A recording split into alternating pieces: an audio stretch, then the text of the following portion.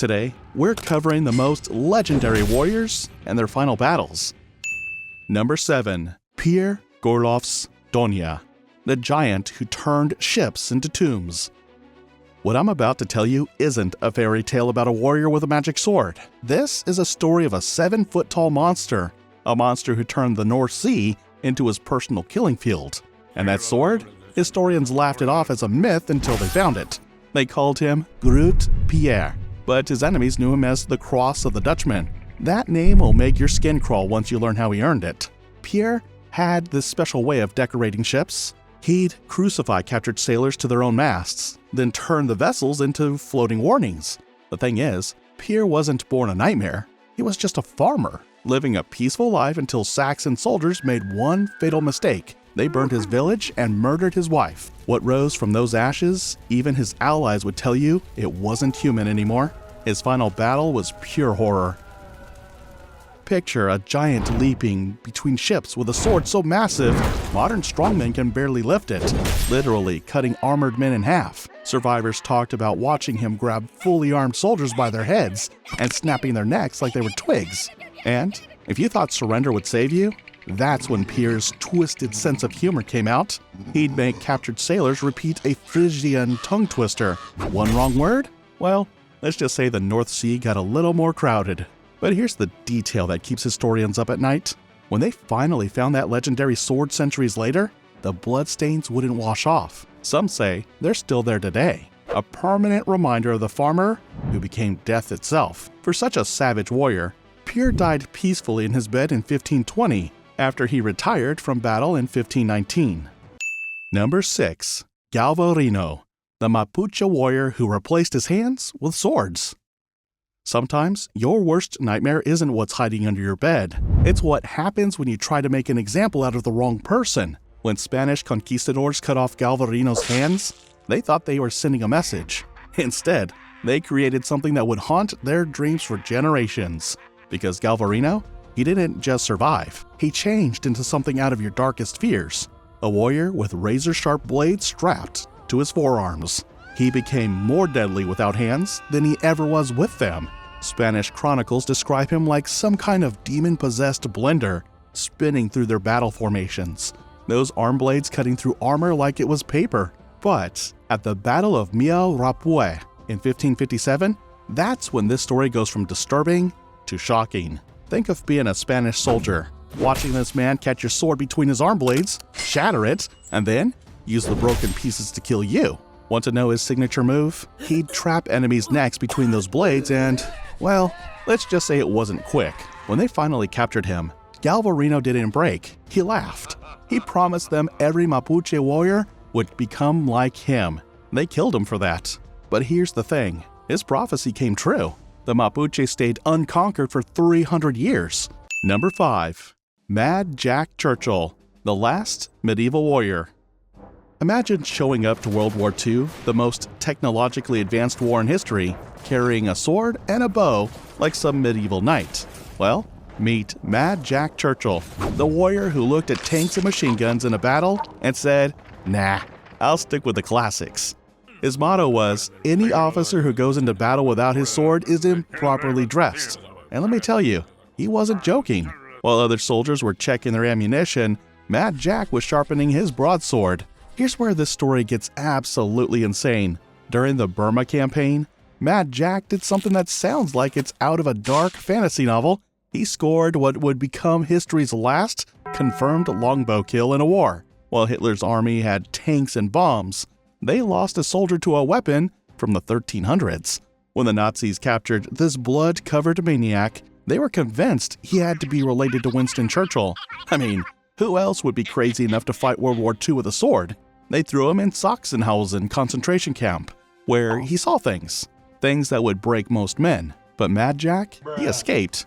He hiked 125 miles through enemy territory, got caught again, and lived to tell about it. And the most incredible part? When the war finally ended, this legendary warrior was angry it was over. If it wasn't for those damn Yanks, he complained, we could have kept the war going another 10 years. That's right. The man who brought a sword to a gunfight was upset he couldn't keep using it. Number 4. Nzinga of Ndongo, Africa's warrior queen. Let's move on to a woman who gave Europe's biggest empire 40 years of nightmares. This isn't just another history story. This is Queen Nzinga. What she did to Portuguese colonizers will make your revenge fantasies look like child's play. Her first diplomatic meeting with Portuguese officials was nothing short of insane. They tried to humiliate her by not offering her a chair. Big mistake. Nzinga orders one of her servants to kneel on all fours as her human throne. It gets even more twisted. After the meeting, she calmly slits the servant's throat, announcing she never uses the same chair twice. Yeah, that's the kind of psycho we're dealing with. Even in her 60s, when most people are thinking about retirement, Nzinga's unleashed the Guerra Preta, a campaign so horrifying that Portuguese veterans would literally run at her army shadow. Entire settlements would just vanish overnight. All that remained were mutilated bodies arranged as warnings. Her final battle happened when she was 75 years old, when most of us can barely handle stairs. Her absolute force of nature charged straight into Portuguese cannon fire, and she survived. She died exactly how she lived, completely unconquered, taking the secrets of her terrifying military genius to her grave. Some say those secrets still lie buried somewhere in Angola, waiting for someone brave enough or crazy enough to find them. Number 3.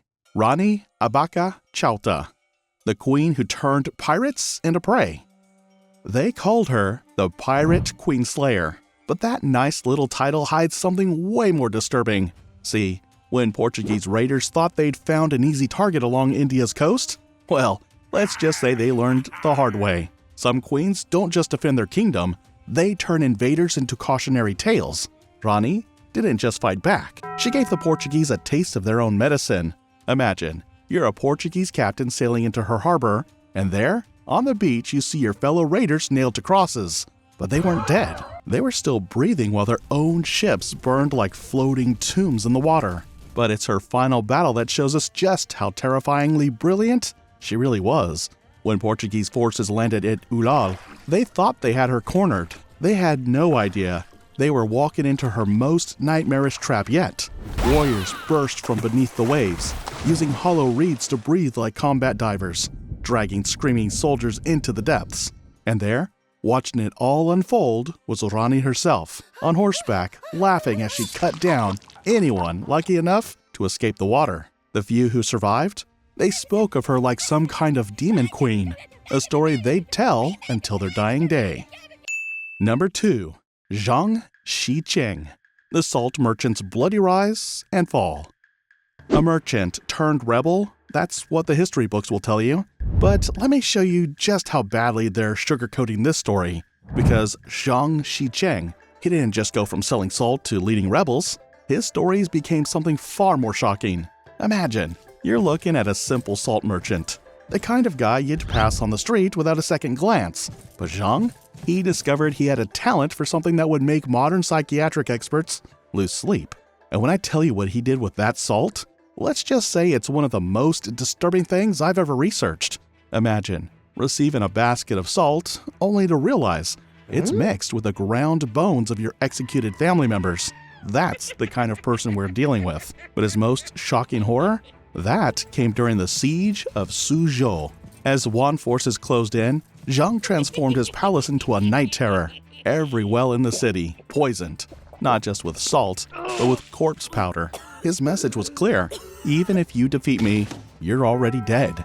When the Yuan army finally broke through, what they found in that throne room haunted them for the rest of their lives. Zhang's entire court lay dead around his throne. The truly twisted part? He hadn't killed them. They had willingly taken poison, believing their emperor would lead them into the afterlife. Instead, Zhang hung himself with a silk cord, leaving his most loyal followers to die slow, agonizing deaths, betrayed by their leader one final time. Number 1. Julie d'Aubigny, aka La Maupin, the duelist who burned down a convent for love.